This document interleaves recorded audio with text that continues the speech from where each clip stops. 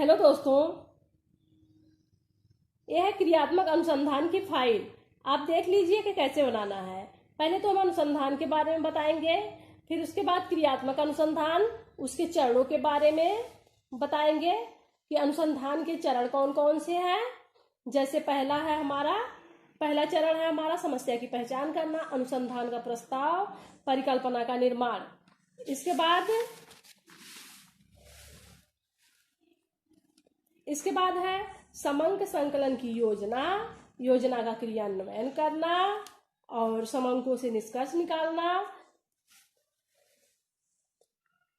फिर है अनुसंधान परिणाम तैयार करना। इस प्रकार से क्रियात्मक अनुसंधान के 7 चरण हैं, इसके बारे में बताएंगे। उसके बाद हम आएंगे क्रियात्मक अनुसंधान के बारे में। क्रियात्मक अनुसंधान करने के लिए सबसे पहले हम समस्या लेंगे। तो हम कोई भी समस्या ले सकते हैं, किसी भी सब्जेक्ट से ले सकते हैं। तो हमने समस्या ली है कि कक्षा 2 के छात्रों में हिंदी भाषा की उ ई री की मात्रा से होने वाली जो त्रुटियां होती हैं और उन त्रुटियों में सुधार करने हेतु अध्ययन करना। और उसके बाद समस्या का स्थान क्या है, जैसे हमने प्राथमिक विद्यालय कादीपुर सुल्तानपुर ले रखा है। शोधकर्ता का नाम, अपना नाम लिखना है। फिर शोधकर्ता सहायक, जैसे जो आपके सब्जेक्ट टीचर हो। फिर अवधि, जैसे 1 माह। दिनांक में आपने कब से कब तक जो क्रियात्मक अनुसंधान है उसको किया है, इसके बारे में बताना है। फिर उसके बाद समस्या का कारण क्या है, समस्या क्यों उत्पन्न हो रही है, इसके बारे में बताएंगे कि समस्या किस कारण से उत्पन्न हो रही है। हमने 5 कारण बता रखे हैं। इसके बाद आएगा आपका उद्देश्य मतलब समस्या है उसके बारे में अनुसंधान जो कर रहे हैं हम, उसका उद्देश्य क्या है, उसके बारे में बताएंगे। और उसके बाद फिर हम यह बताएंगे कि विद्यालय के लिए अनुसंधान का महत्व क्या है, उसको बताएंगे। फिर हम क्रियात्मक परिकल्पना जो अनुसंधान किए हैं उसमें जो समस्या के निवारण के लिए क्या क्या हमने कल्पनाएं की हैं उसके बारे में बताएंगे। जो कल्पनाएं होती हैं हमने देखिए यहाँ 5 पॉइंट में बता रखा है। उसके बाद हम बताएंगे कार्यविधि में स्तर, मतलब किस स्तर के छात्रों पर किया है, जैसे हमने कक्षा 2 ले रखा है। समय 1 माह का ले रखा है। उसके बाद हम यह बताएंगे कि आरंभ की जाने वाली क्रियाएं क्या है, कौन सी क्रियाओं के माध्यम से हम समस्या का समाधान करेंगे, शिक्षण विधि कौन सी है, अपेक्षित साधन और समय कितना लिया है, इसके बारे में बताएंगे। ठीक है।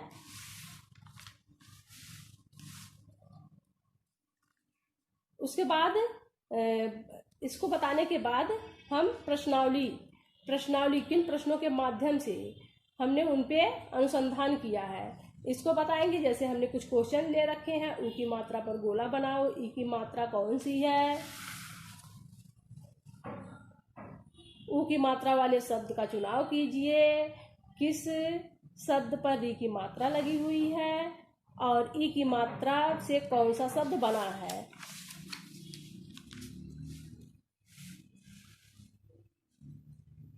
इसके बाद हमने समस्या के कारण को पहचाना कि मतलब किस कारण से, कारण क्या है कि वे शुद्ध उच्चारण नहीं कर पा रहे हैं, त्रुटियां आ रही हैं, उसको लिखेंगे।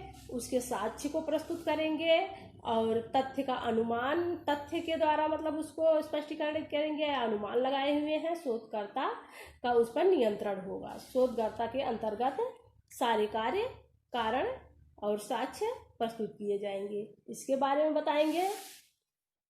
उसके बाद हमने कुछ प्रश्नों के माध्यम से उनमें देखेंगे कुछ सुधार हुआ है कि नहीं। जैसे ई की मात्रा पर गोला बनाओ, ई की मात्रा वाले शब्द पर गोला बनाओ। और फिर हमने लिखा है कि निम्नलिखित शब्दों में कौन सी मात्रा लगी हुई है। शब्दों पर मात्रा लगा करके उनसे देखेंगे कि वे पहचान पाते हैं कि नहीं। इसके बाद हम प्रश्नों 6, 7, 8, 10 प्रश्न ले सकते हैं। और उसके बाद जिन उपकरणों का हमने यूज किया है अनुसंधान में उसके बारे में बताएंगे। जैसे श्यामपट्ट का प्रयोग, रंगीन चाक व पेंसिल का प्रयोग किया हुआ है, एवं हमने शब्द लिखे, चार्ट पेपर का प्रयोग किया है, खेल विधि के द्वारा उनमें सुधार करने का प्रयास किया है, इसके बारे में बताएंगे। उसके बाद हम आंकड़ों का विश्लेषण में शोध से पूर्व की स्थिति, शोध जब हमने प्रारंभ किया था उससे पूर्व की स्थिति क्या है उसके बारे में बताएंगे। जैसे हमने कक्षा 2 में बच्चों की कुल संख्या 17 थी और उसमें गलत उच्चारण करने वाले 10 छात्र थे और सही उच्चारण करने वाले 7 छात्र थे। इसे हम आरेख द्वारा भी प्रदर्शित कर सकते हैं। फिर हमने यहाँ बताया हुआ है कि 10 छात्र जो है यहाँ गलत उच्चारण करने वाले और 7 छात्र सही उच्चारण करने वाले थे। उसके बाद सुधार कार्य में उनमें सुधार कितना हुआ है यह बताएंगे। इसके बाद हम शोध से पश्चात की स्थिति, शोध करने के बाद की स्थिति क्या देखेंगे कि उसमें क्या सुधार हुआ है। तो उनमें देखिए 4 भी शुद्ध उच्चारण करने में दिक्कत महसूस करते हैं, जबकि 13 छात्र ऐसे हैं जो शुद्ध उच्चारण कर ले जा रहे हैं और इसको हम इस चार्ट द्वारा भी प्रदर्शित कर सकते हैं। और फिर हम बताएंगे उसका अनुसंधान का परिणाम क्या हुआ उसको बताएंगे। जैसे शोध के पश्चात विद्यार्थियों में मात्रा के प्रति रुचि का विस्तार हुआ है, छात्र अधिक प्रभावी ढंग से मात्रा को समझने का प्रयास करने लगे, जिससे उनका अधिगम स्तर भी बढ़ा तथा वे मात्रा को आसानी से पहचानने लगे। छात्रों के ज्ञान स्तर में वृद्धि हुई, वे मात्रा का सही उच्चारण, मात्रा की पहचान और मात्रा के शब्द को बनाना सीख गए हैं। छात्र मात्रा का व्यवहारिक जीवन में बातचीत में प्रयोग करने लगे हैं।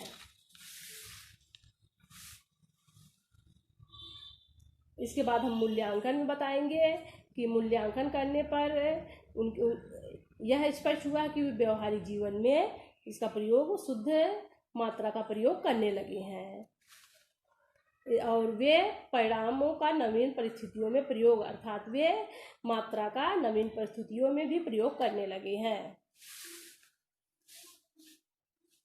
इसके बाद हम निष्कर्ष में बताएंगे कि उसका निष्कर्ष क्या निकला है। देखो हमने 4 पॉइंट में बता रखा है और इसके बाद हम सुझाव भी दे सकते हैं कि शिक्षकों को प्रारंभ से ही ध्यान देना चाहिए कि छात्र गलत उच्चारण और गलत लिखित शब्दों के प्रयोग पर रोक लगानी चाहिए।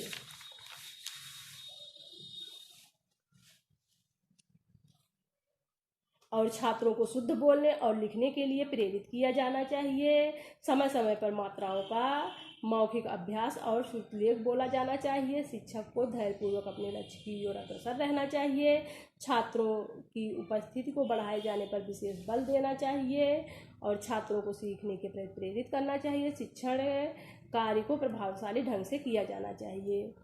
ठीक है, इस प्रकार से आप अपने फाइल को बना सकते हैं और समस्या को भी दूसरी सब्जेक्ट से संबंधित समस्या को ले सकते हैं और अपने अनुसार इसमें परिवर्तन करके भी लिख सकते हैं।